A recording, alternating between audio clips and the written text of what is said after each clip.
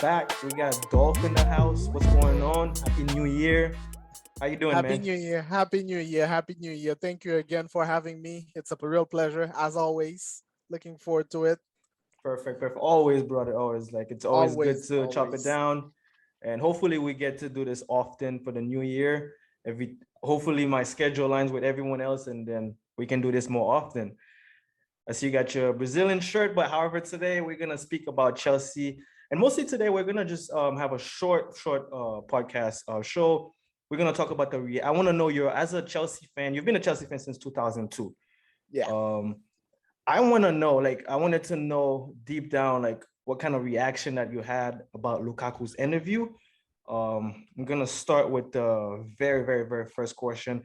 I took one of the statement he said. I watched the interview, but he said the interview was about the goodbye for the Inter fans, not to disrespect Chelsea. And when he means about Chelsea, he's talking about the organization, the players, the coach, the fans. Do you feel that deep down that's what it really means that? Because the interview did not align with that statement to me. And yeah, exactly. Right now, the thing with Lukaku is like what he said in the interview, he can't really take it back. And as much as he tried to, to explain furthermore afterwards, like, that he wanted to basically gain back the Inter fans while also not trying to disrespect Chelsea. Right now, the weight of his words doesn't really matter. Like, it doesn't really matter to certain fans at the moment, because he said what he already said. The damage is already done. So right now, he was just mostly doing damage control. Damage control. When I first read it, I'm not gonna lie to you, I was stunned. I was like, what are you doing? Like, I gave him so much of the benefit of the doubt because he is a 28-year-old, you know, player, and he knows exactly what it entails and how much his words can be, can the weight of his words can mean to fans, and he decided to do it anyways.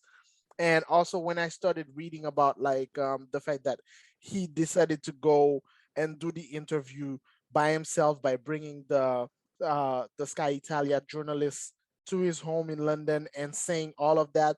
When I first read them, it was definitely disrespectful, and it certainly angered me as a fan because, hey, like, and I mean, the what made it even worse is the timing also, Yeah. because the team is definitely struggling with COVID, with injuries, and the results are not panning out as we want them to be. And you, who is our record signing, the person that we are certainly hoping that will get us over the top and being able to compete with, Manchester City and Liverpool, and then boom, you have this interview basically putting yourself above everybody else and then throwing the coach under the bus in the process.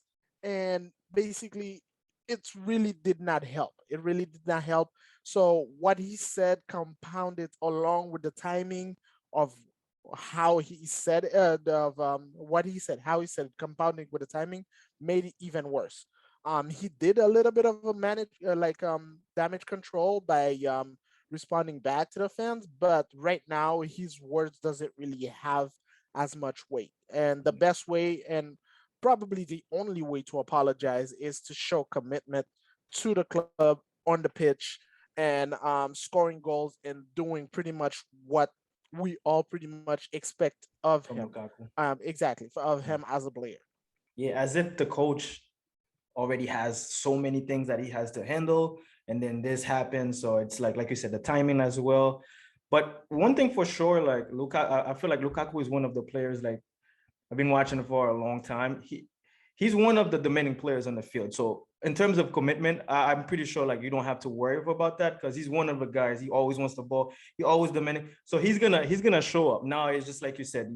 He has to do it consistently and score goals, and then hopefully get you guys Yeah, and also, reduce the gap in the Premier of League. course, and also one thing I would say is, I like his fervor. I like his basically his determination, but in that particular case, he channeled it the wrong way. Yeah. Like, I mean, you want your striker to be selfish. You want your striker to, to be hungry for, for action, for goals and all of that. But in that particular case, he channeled that hunger towards basically like the wrong way. Like he basically threw the coach and said that the coach was using a module that doesn't really fit him. And the entire time, like, I mean, he has been injured. The team basically was still adjusting and trying to get things, together. Yeah, So you only have been here for like about 4 months. So it takes like time. Yeah. it takes time. So basically at the first sign of trouble, you go to the journalist and then saying stuff like this. At that particular moment, it certainly did not help. You said two things that actually is going to transition to my next question: selfish and the system. My next question is: do you think that he was fully selfish for asking consistency in the lineup, which, if I believe, would be the 3-5-2 with Werner? That's what he wants, He wants a striking partner, just like the like way that Lautaro Martinez. exactly like Oh, Lautaro Martinez, exactly like But here's the thing. Here's why I believe that he was selfish. He was selfish for two particular reasons. First, you are there in the team. You're seeing what's happening. You're seeing the challenges that Tuchel is certainly going through, especially trying to find some consistency in the squad with COVID, injuries, all of that, and also game coming thick and fast. You are in the squad. You are seeing what's currently happening. So that's pretty much like choosing not to understand that and still thinking about yourself is definitely a selfish way. And the second part of it is this is a team that just won the Champions League. They won the Champions League, they won the Super Cup. So this is a team that has been successful without you. So we certainly definitely they provided they spent 100 million to kind of like bring you in.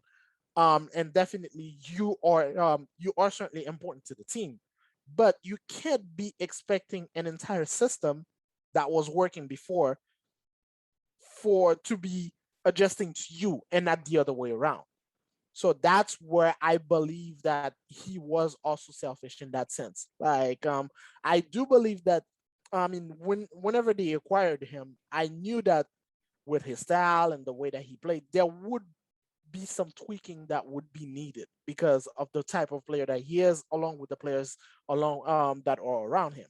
yes. But he definitely needed to be patient enough, and those particular issues that he stated should have been spoken basically behind closed doors with the coach and not through the media, basically giving the media more ammunition, especially not just like a local media but like Sky Italia media, Italian. Yeah. basically that pretty much like is definitely going to sensationalize and take words off, omit certain words to make the headlines even more flagrant. Yeah, you got to sell the papers. Exactly. Exactly. All right. So going back to Chelsea's lineup, like today, I believe you guys played a 3-4-2-1 with Lukaku up front. Yes. If healthy, no COVID, no injuries, what's the best lineup for you for Chelsea? When if everyone is healthy? I believe there are certain like there's a certain spine of the team that's currently like that's already like in place, and I think that Tuchel is that's where he's trying to kind of like guide the team towards. There are certain players, they are pretty much a shoo-in. There's Mendy, there's Rudiger, there's Thiago Silva, there's Reece James, there's Chilwell, there's Jorginho, there's Kante, and there's Mount and Lukaku. So basically, that's kind of like the main players of this team. I think the best, like with no COVID, no injuries, I expect Tuchel to play, let's say, a 3-4-2 system, but Tuchel has a way of adjusting his team compared like to benefit to basically like benefit from the weakness of the opponent too. But I believe that with nobody injured, the best team is Mendy in goal, Rudiger, Thiago Silva, and I will say Trevor Chalobah. He certainly worked his way towards in preseason and convinced Tuchel. And with his speed, his ability in the air, and all of that, even though Aspilicueta is definitely a senior figure and he's definitely like a uh, uh, uh, um a captain, the captain of the team, um, he has lost a step, and he can no longer be the player that he used to be. But his presence in the locker room and experience, all of that that he provides is certainly crucial also in the locker room. So, um, Reece James as right wing back, Ben Chilwell as left wing back, and Jorginho, Kante, um, Mason Mount, and Lukaku. I believe that the front three is Lukaku and Mount and somebody else. And that somebody else would be between Callum Hudson-Odoi, Christian Pulisic, Kai Havertz, or Timo Werner.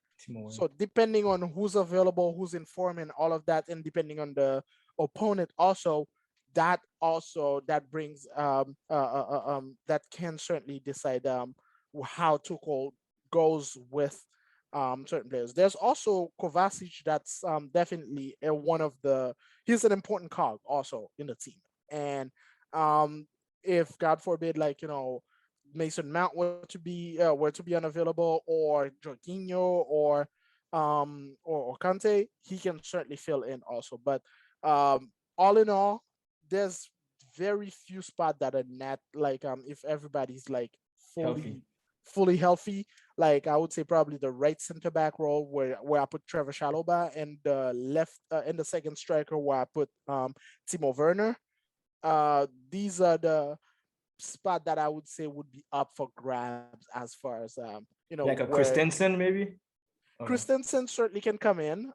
His versatility at the middle center back and the right center back also can play. He can back up Thiago Silva and also play. And there's also Aspilicueta who can play right center back and play right wing back also at time. So all of those, there's a lot of versatility in the squad. Yes. But with no injuries, no COVID, these are pretty much the guys that I would say would be going through. Let's say, for example, they are playing one game like for The championship. for the championship. Yeah. That these are the guys that I would say You would would want. certainly be. And what was the formation you said? You said 3, 3, 4, 4, 1, 2. 1, 2. Okay. And Mason Mount would be in the hole. But the thing is with Mason Mount that he is so versatile and he has such a an amazing work rate that he can play on the right basically, and it would that 3-4-1-2 would be able to change into a 3-4-2-1, which is basically a 3-4-3, or he can basically slot centrally and be that link between the midfield. He can change the shape. Exactly, change the shape depending on his versatility. So even though the system is a base, there's a lot of movement that happened between the game, like during the game, and that's one of the Tuchel's best asset. His ability to read the game and being able to adjust on the fly. That's one of his best qualities, basically. All right. That was good, Dolph. I like that. And thank you very much for that reaction. So, like I said, guys, this was a quick interview with, quick show about the interview of Lukaku. And then that was Rodolphe giving his reaction as a Chelsea fan to what happened and how he felt, and any other things about like the best possible lineups. And yeah, thank you very much, Dolph. Thank you very much. To conclude, I will say that even though Lukaku reportedly squashed it with Tuchel, he still has a long way to go to get back into our good graces as fans that have supported him and have done nothing but loving him.